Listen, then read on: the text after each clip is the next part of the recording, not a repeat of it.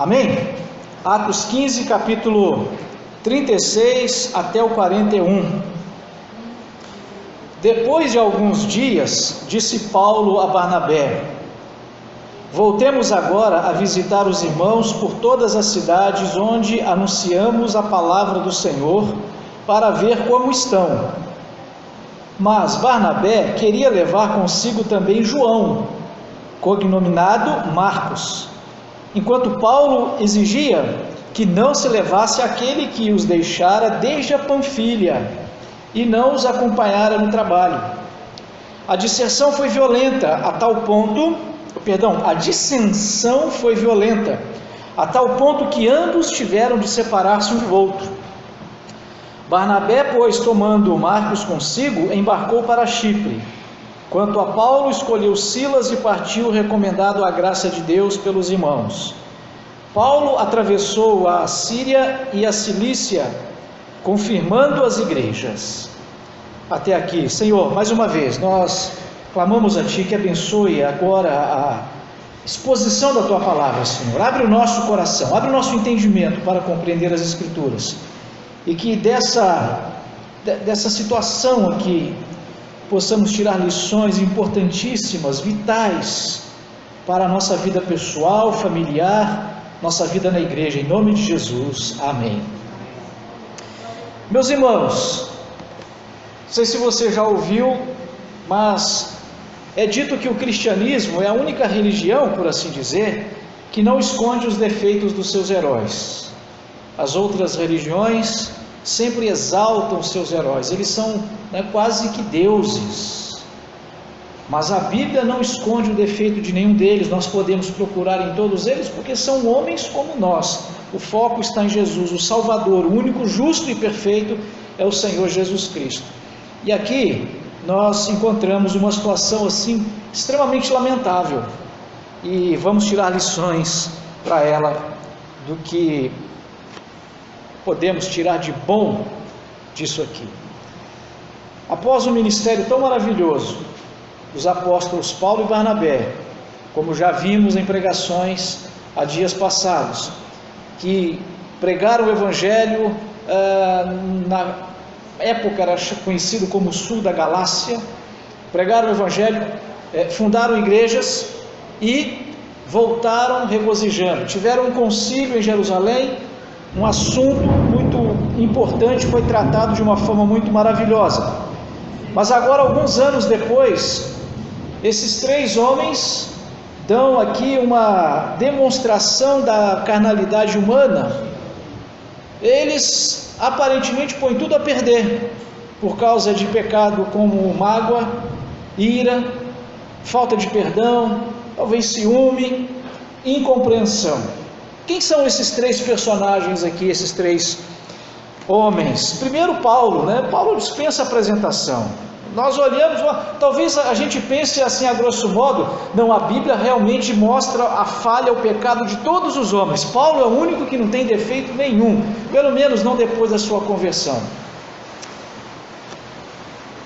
Maior apóstolo cristão de todos os tempos, nós todos hoje o consideramos assim. Plantou inúmeras igrejas, supervisionou dezenas dessas igrejas, principalmente, presencialmente, mas principalmente pelas cartas. Ele escreveu 13 cartas, aproximadamente aí um terço do Novo Testamento nós temos pelas mãos do apóstolo Paulo, inspirado pelo Espírito Santo, é verdade, mas saiu, como a gente costuma dizer, da pena do apóstolo Paulo. Se bem que não exatamente da mão dele, ele ditava muitas das cartas e uma pessoa escrevia, provavelmente por causa do seu problema de visão, porque letrado ele era, capacitado para escrever ele era, mas enfim, a autoria dele.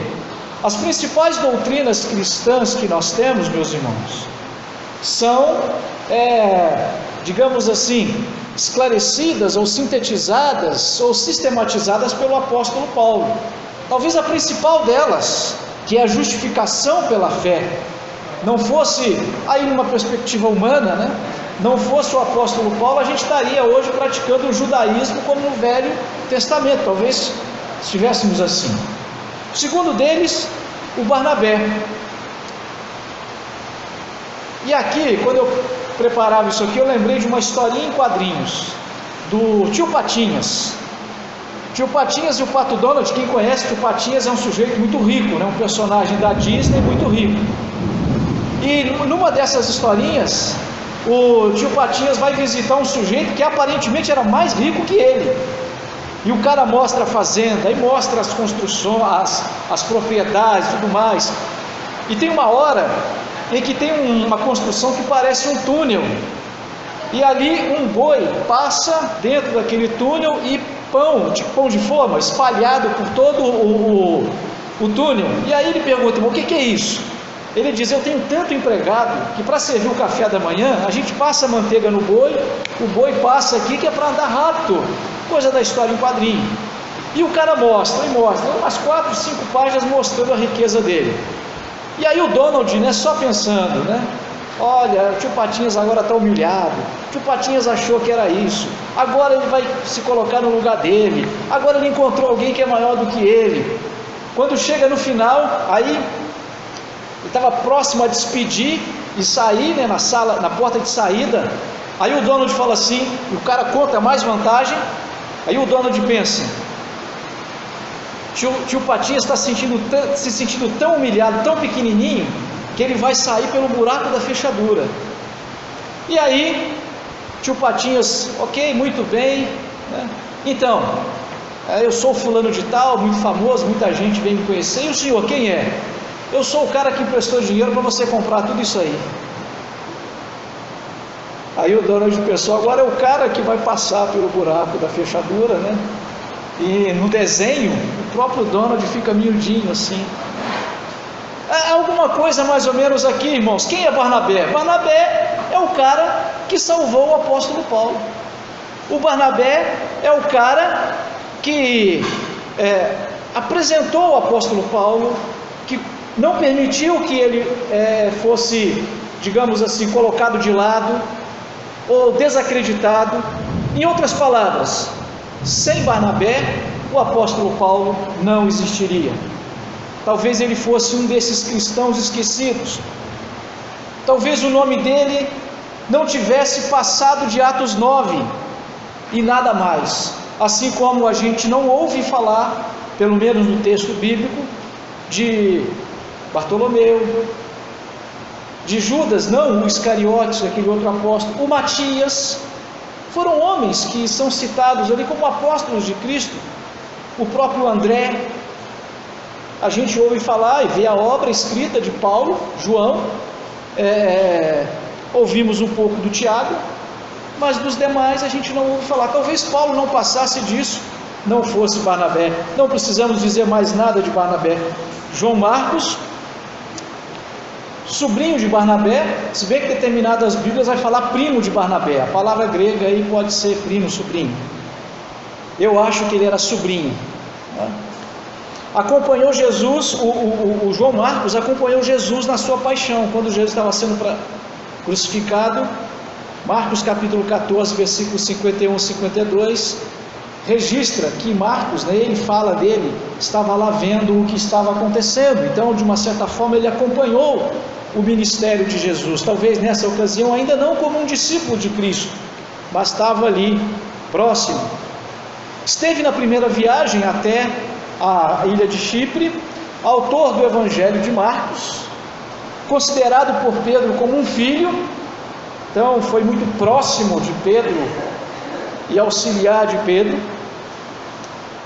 E o próprio apóstolo Paulo, em 2 Timóteo 4,11, Filemão 1,24, nós estamos falando aqui de uns 6, 7, 8 anos depois desse episódio de Atos 15, que nós acabamos de ler agora. O apóstolo Paulo vai dizer que o João Marcos é muito útil no ministério dele. João Marcos foi um cooperador do ministério dele. O apóstolo Paulo então reconhece isso. Nós estamos falando desses três, como a gente costuma dizer, gigantes na fé, valorosos homens de Deus, pessoas que, se a gente conhecesse assim pessoalmente, a gente ia querer passar a mão no suor deles e passar na ferida, porque esse sim talvez a gente fosse de fato curado, e não esse charlatanismo que a gente ouve por aí, porque eram homens de Deus, homens santos, homens dignos diante de Deus. No entanto, a gente viu aqui que Paulo estava magoado. Quando a gente faz uma leitura superficial, a gente não consegue muitas vezes não perceber. Mas quando começamos, irmãos, a ler o texto devagarinho, como dizia um antigo pastor, mastigar as palavras bem, para tirar todo, né?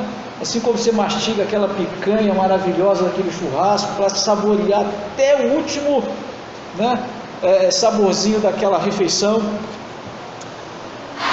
a gente percebe algumas coisas aqui que poderíamos dizer assim vergonhosas.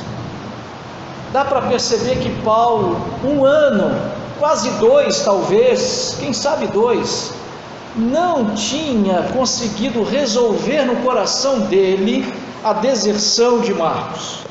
Nós não sabemos por que Marcos deserdou, por que ele voltou atrás, mas Paulo considerou isso uma ofensa gravíssima, e até esse momento ele não tinha conseguido trabalhar esse negócio direito. Então dá para perceber na atitude, não na atitude, mas na maneira como o Espírito Santo inspira Lucas a escrever. Mas antes, Gálatas 2, de 11 a 13, o apóstolo Paulo está relatando, aí já é um pouco depois desse momento, mas Paulo está escrevendo aos Gálatas, e ele está lembrando, memorizando de um período que aconteceu anterior a esse Atos 15, agora que nós lemos de 36, né? Ele relata que discutiu com Pedro, ele fala que apontou o dedo na cara do Pedro, e que, né, encarou mesmo o apóstolo Pedro e repreendeu o apóstolo Pedro. Isso aconteceu, essa repreensão aconteceu depois desse concílio de Jerusalém, em que falamos dele há tempos atrás, onde os apóstolos se reuniram junto com o próprio Paulo, o próprio Barnabé, o próprio Marcos. Eles foram até Jerusalém, porque algumas pessoas, judeus, cristãos, estavam ensinando que para ser salvo não bastava apenas aceitar a Cristo pela fé, mas tinha que observar os rituais judaicos, os gentios, né? Os versículos anteriores do Ato 15, de 35 para trás aí. E aí eles se reúnem todos e os apóstolos decidem: os gentios não precisam guardar nada disso, isso aí era coisa da lei judaica, continua só a justificação pela fé. Então eles voltam alegres. Pedro estava lá, inclusive Pedro discursou e falou: não, realmente, nós não podemos impor nada aos judeus, porque Deus falou comigo, eu fui o primeiro a pregar o evangelho para os gentios, então eu digo que não devemos impor nada aos gentios. Os gentios, nós o aceitamos como membros da igreja de Cristo, assim como nós, judeus convertidos, apóstolos, somos a mesma igreja de Jesus. Pedro levanta a voz e fala isso. Algum tempinho depois, alguns meses talvez, Pedro vai a Antioquia visitar então os cristãos lá, e ele abraça os gentios, e ele come junto com os gentios, e participa da ceia com os gentios, e canta louvores com os gentios. Mas um pouquinho depois, vem uma meia dúzia de gato pingado lá daqueles judeus que foram voto vencido, digamos assim, naquela decisão de não impor nenhuma outro encargo sobre os judeus, sobre os gentios, perdão. Aí quando esse pessoal chega, Pedro já, não, veja bem, aí um irmão sírio lá: ô Pedro, vamos almoçar lá em casa hoje? Aí o Pedro: não, veja bem, eu estou com uma dor aqui, porque não vai dar para eu ir almoçar com você e tal. Por quê? Porque os outros judeus estavam lá. Pedro agiu com hipocrisia. Enquanto estava só os gentios lá, Pedro participou junto. Mas quando chegou, né, o pessoal da igreja mãe, lá os judeus, tá, Pedro já... E aí é onde Paulo fala que resiste a Pedro face a face, aponta o dedo na cara dele: você está agindo como um hipócrita, você está com medo de quê? Enquanto esses judeus não estavam aqui, você estava junto com a gente, agora você não se junta mais com os gentios? O problema é que Barnabé fez a mesma coisa. Barnabé embarcou na de Pedro, e isso talvez também tenha ajudado. Se a feridinha estava cicatrizando, isso pode ter ajudado a abrir aquela ferida no coração de Paulo de novo. Nós vemos aí no texto, irmãos, que o Espírito Santo inspira Lucas a escrever a seguinte frase, e é assim mesmo. Se fosse escrito em português, estaria assim: violenta dissensão. Violenta não de sair no tapa, né? Mas a discussão foi terrível. Tudo por quê? Paulo falou o seguinte: Barnabé, vamos voltar às igrejas onde nós plantamos, na cidade onde plantamos as igrejas. Vamos lá pregar o evangelho, consolar, confortar, né? Fazer aquela viagem missionária de reforço para dar aquela reanimada aos irmãos. E Barnabé: poxa, Paulo, bora lá, vamos, entendeu? E a gente vai, vamos levar João Marcos junto. Aí Paulo: não, mas veja bem, olha, eu não concordo em levar. Da primeira vez ele já foi, né? Talvez Paulo tenha dito, talvez. Você lembra lá em Atos 13, ele não diz assim, né? Mas lá em Atos 13, o Espírito Santo chamou eu e você. O Espírito Santo não falou que era para levar João Marcos, só que você insistiu e acabou fundo, né? Olha o trabalho que ele deu para a gente. Talvez Paulo até alega uma base bíblica, mas o espírito pacificador e talvez, né, a proximidade sanguínea com João Marcos, eu penso que realmente João Marcos seja sobrinho e não apenas um primo, dada a ligação entre eles. Então talvez, e algumas pistas que a Bíblia nos dá, por não se referir ao pai de João Marcos, é possível que o pai dele já tinha morrido quando ele ainda era jovem, e Barnabé talvez até tenha assumido, né, a paternidade ali, ou seja, tenha sido como um pai humano para João Marcos, não apenas um pai na fé. Essa proximidade, esse amor, o espírito misericordioso de Barnabé, o espírito manso e consolador de Barnabé tenha falado mais forte. Só que aí a discussão foi violenta, o bate-boca, palavras ásperas, ofensas verbais, acusações, ingratidão, ânimos exaltados. A coisa foi vexatória, coisa que a gente não imaginaria acontecer numa igreja de crente. Acontece em tudo quanto é igreja. Quando acontece na igreja dos outros, a gente, né, taca pedra, a gente mas que pode, não sei o que, mas acontece conosco também. E o texto diz isso. Parando aqui em Atos, irmãos, adiantei aqui algumas informações, porque nós estamos 2000 anos depois do incidente, e a gente sabe que as coisas foram consertadas. Mas aqui, no capítulo, no versículo 41, quando Paulo e Silas não era mulher, Silas era homem, lembra do domingo passado, né? Alguns nomes lá no grego lá terminam em A, mas são nomes de homens. Eles vão para uma região, Paulo e Barnabé e Marcos vão praticamente diametralmente oposto. Eles, pelo menos naquele momento, romperam relações.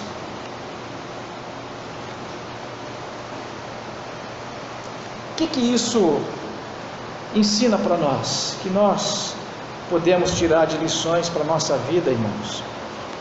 Com certeza eu poderia falar de muitas coisas. Eu vi um texto pesquisando sobre isso, alguém amenizando muito essa discussão.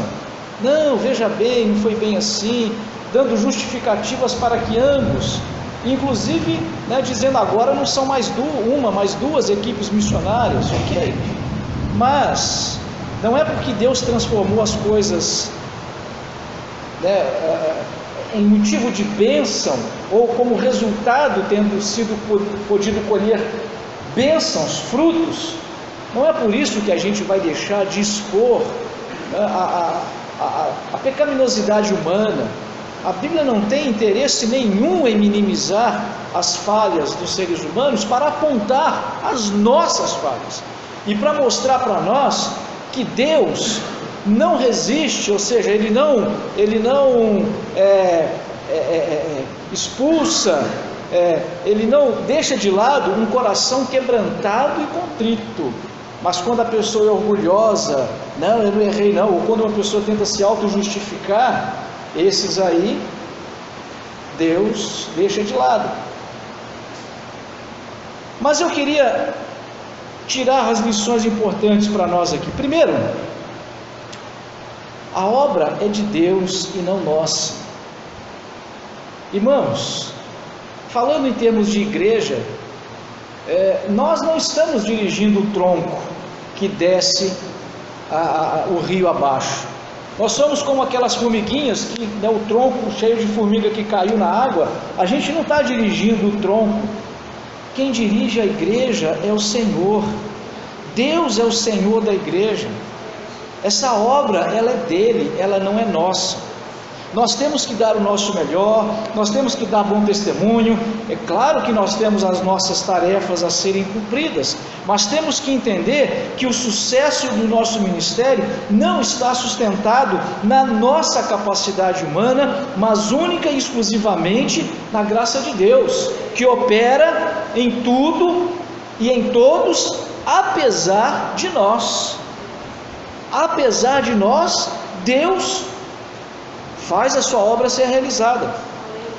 Ainda que muitas atitudes de muitas pessoas, de muitos líderes cristãos, muitos irmãos em Cristo na igreja, às vezes pessoas que a gente tem em alta conta até um determinado momento, dando sempre um bom testemunho, ainda que essas pessoas venham nos decepcionar, jamais devemos desistir da fé, jamais devemos desistir da igreja.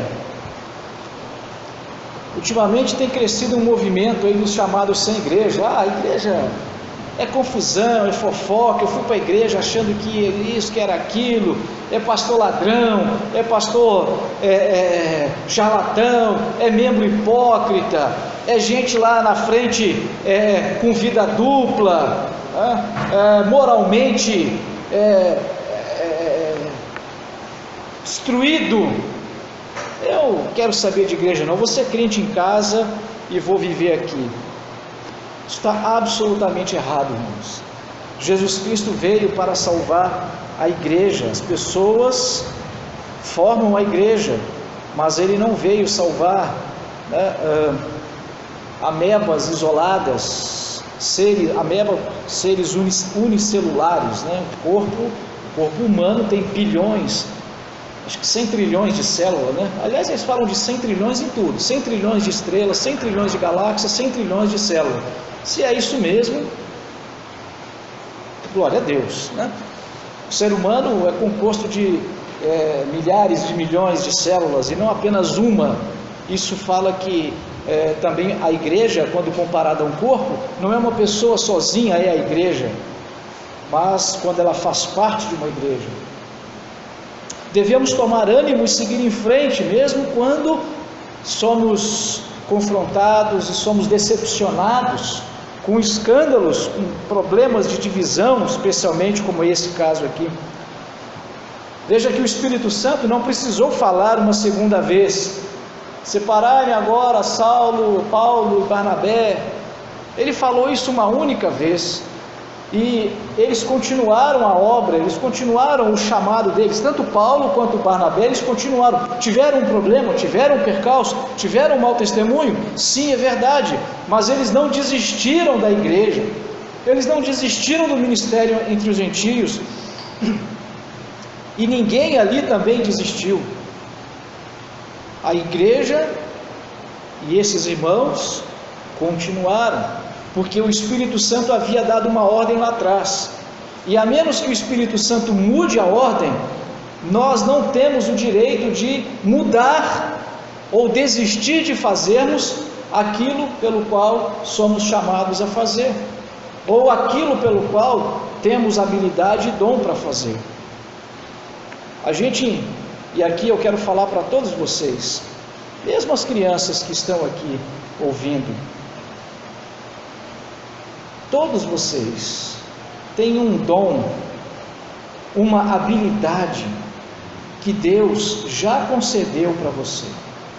E quando Deus, pela sua grandiosíssima misericórdia em Cristo Jesus, através da ação do Espírito Santo, aceitou você para que você fizesse parte da igreja e para que você pudesse ter a sua alma salva da perdição eterna no inferno, quando Deus abriu as portas da igreja para você, Ele abriu as portas da igreja com uma incumbência, já com um chamado.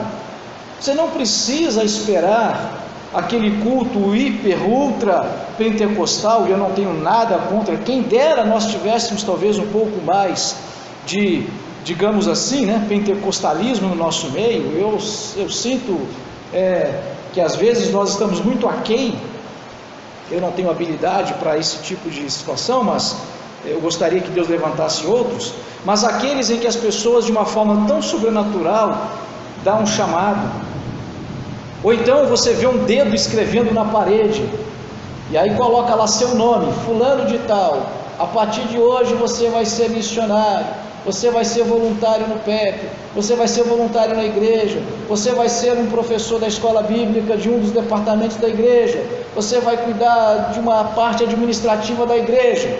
Ainda que a gente não veja esse tipo de chamado, e ele não precisa, ele é absolutamente dispensável, porque o chamado nós já temos, está lá em Atos, em Mateus, principalmente, Mateus capítulo 28, se você quiser ouvir, todo dia, só você abrir a Bíblia ali, e depois do ide, coloca seu nome, ide Vinícius, pregue o Evangelho, faça discípulo todas as nações, batizando em nome do Pai, do Filho e do Espírito Santo.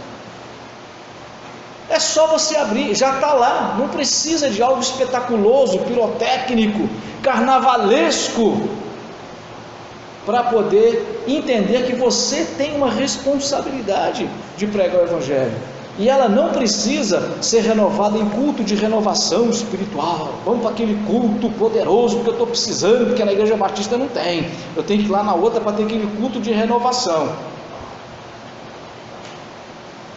Eu acho que se é um caso desse, a gente precisa sair do muro, ou lá ou cá, porque tanto lá quanto cá, o Espírito Santo, ele é o mesmo. Nós temos características diferentes, mas eu garanto para você, porque não precisa. Nós não vemos aqui na segunda viagem missionária, o capítulo 16 começando, estando em oração e jejum, o Espírito Santo diz: separai-me agora Paulo e Silas para a obra que eu tenho chamado. Isso não acontece mais, porque a ordem já foi dada uma vez por todas. Inclusive nessa segunda viagem a coisa começou vexatória, começou com uma dissensão. Se Deus mandou você pregar o Evangelho, e esse se Deus mandou aqui, deveria ser dito como é dito muitas vezes nas cartas, já que Deus mandou você pregar o Evangelho, essa ordem é uma ordem perpétua. Você não precisa esperar que Deus fale de novo. Deus sabe das nossas limitações, Deus sabe das nossas dificuldades, Deus sabe que somos pó, Deus sabe da nossa natureza pecaminosa, Deus sabe que a nossa carne milita contra o nosso espírito milita contra a nossa carne, para não fazermos a vontade de Deus. Mas nós temos que lutar, buscar o fruto do Espírito Santo, buscar praticar o fruto do Espírito Santo.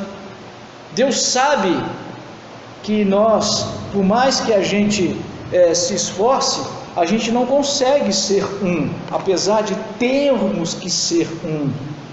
Mas a nossa carne é fraca, e muitas vezes potencializada pelo diabo, causa dissensões, causa discordâncias.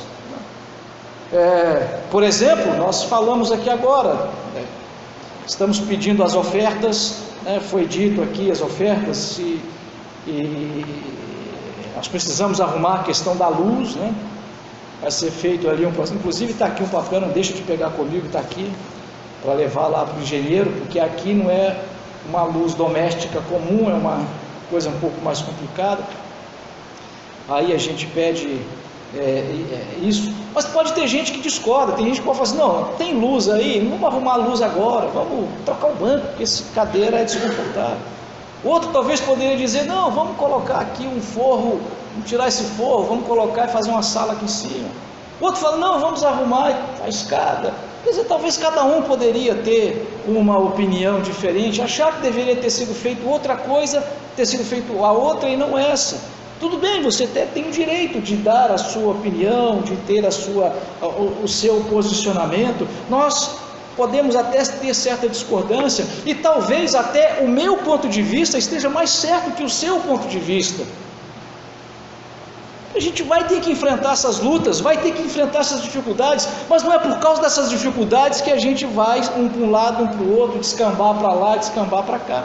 Muitas vezes elas serão inevitáveis, mas nós devemos empreender todo o esforço. Se elas acontecerem, nós não devemos desistir da igreja de Jesus Cristo, mas devemos empreender esforço para fazer a vontade de Deus. É lógico que se somos cheios do fruto do Espírito Santo, a gente vai entender muito bem o que é fazer o outro feliz. Quando eu falo para casais, e deixa eu aproveitar aqui, irmãos, eu acho que a chuva não veio, graças a Deus. Vamos abrir as portas, por favor, porque está bem quente aqui dentro, precisamos de um ar condicionado. Precisamos, gostaria que tivesse aqui agora. Mas às vezes nós temos as nossas discordâncias aqui, e devemos agir como Jesus nos ensina lá e como o fruto do Espírito nos ensina. Olha, você faça o bem para o outro, prefira o outro em honra, passa a vez por outro. E eu costumo dizer, inclusive para casais, quando tem discordância dos casais, eu falo assim, olha, muitas vezes os nossos problemas são porque somos naturalmente egoístas, né? Eu já disse, a gente quando vai casar, eu vou casar para ser feliz, eu vou casar para poder escapar dos problemas que eu tenho em casa com a minha família, eu vou casar porque a situação financeira está difícil, eu preciso arrumar alguém para me ajudar nas despesas. Hoje em dia isso vale tanto para homem quanto para mulher. Quer dizer, nós estamos sempre sendo egoístas na escolha ou no relacionamento conjugal.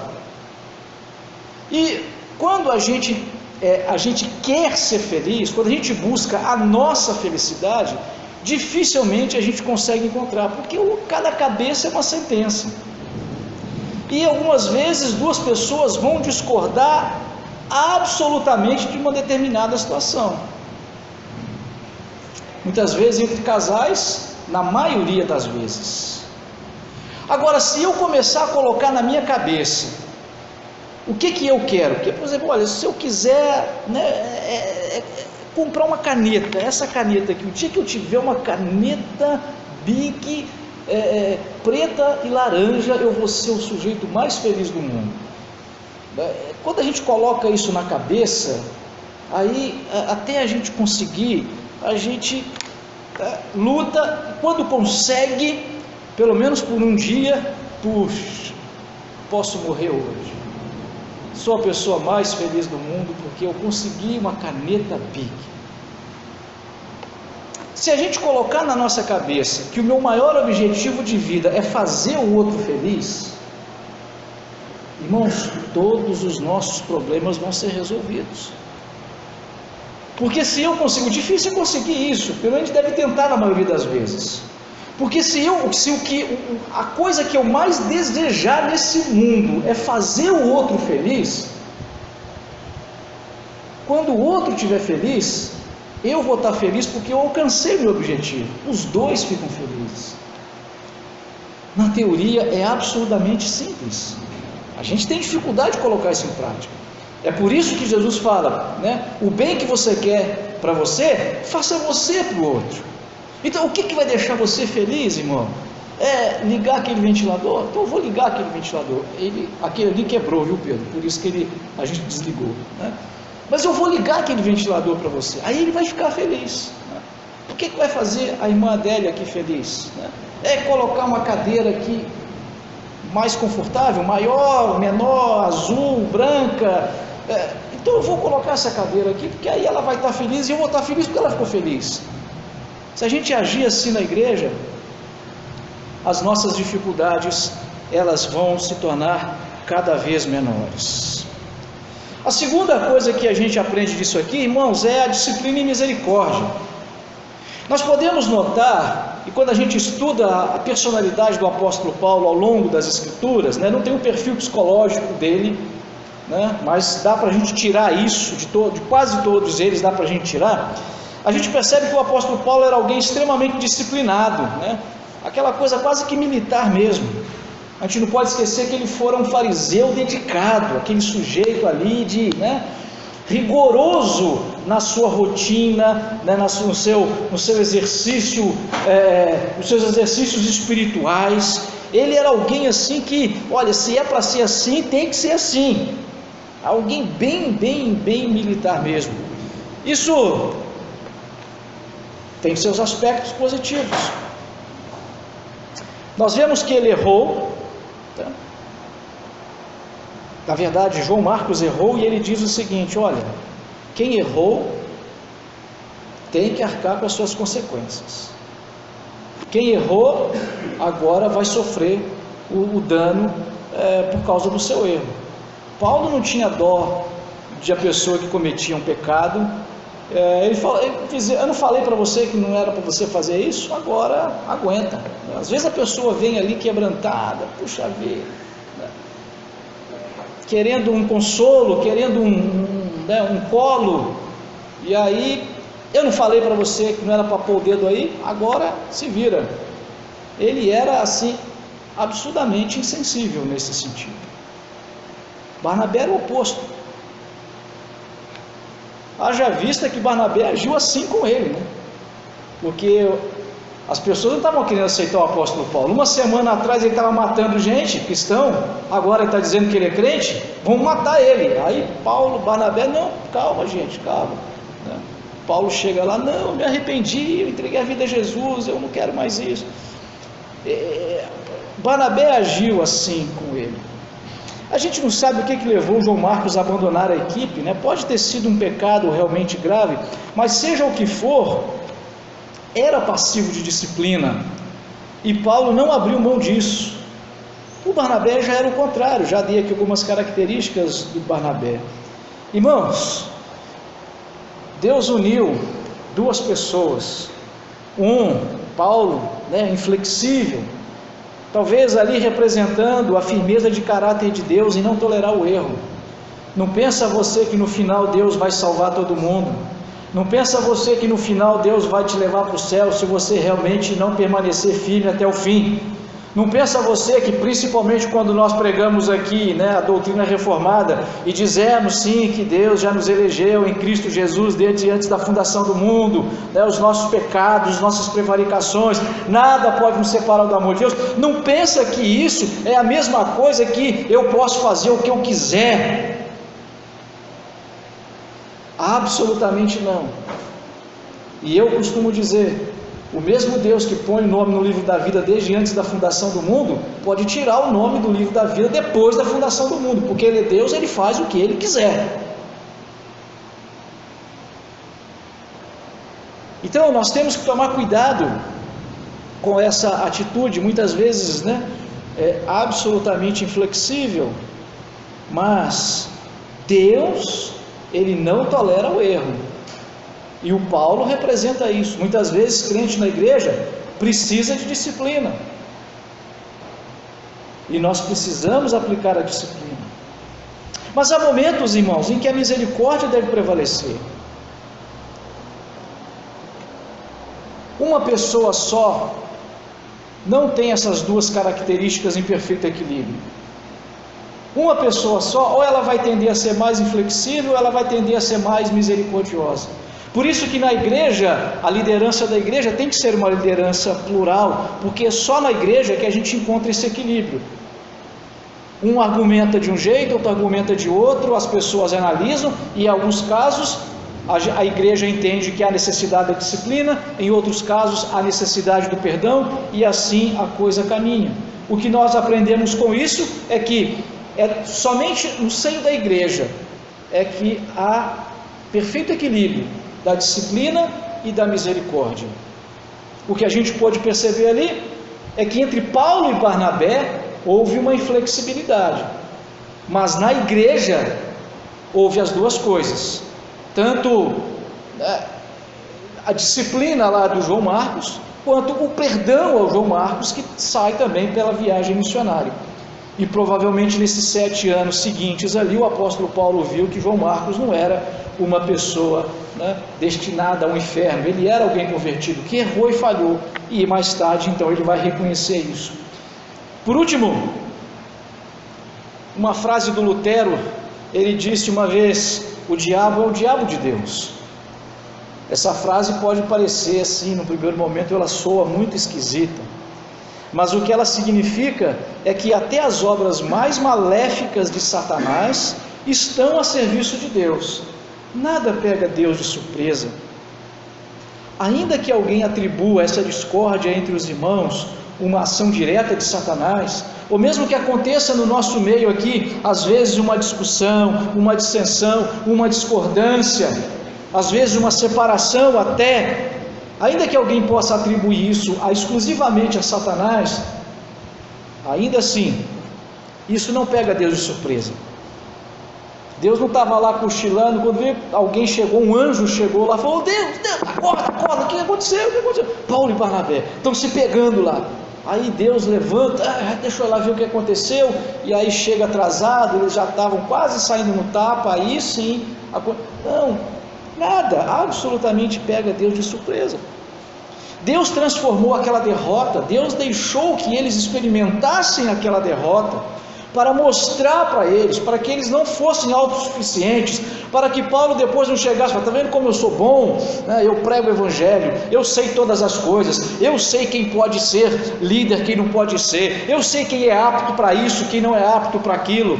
Deus mostrou para ele que ele estava absolutamente errado. Deus mostrou para eles que o Senhor é quem está no controle de todas as coisas, e que se não for a misericórdia de Deus, nós estamos absolutamente derrotados. Mesmo as nossas melhores intenções, mesmo as nossas melhores obras são como trapo de imundícia diante de Deus. Por isso toda a honra e toda a glória pertence ao Senhor.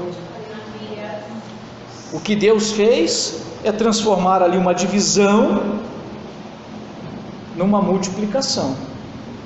A multiplicação só foi possível porque Deus interviu, e aí sim a coisa acontece. Mas na perspectiva humana foi uma divisão vergonhosa.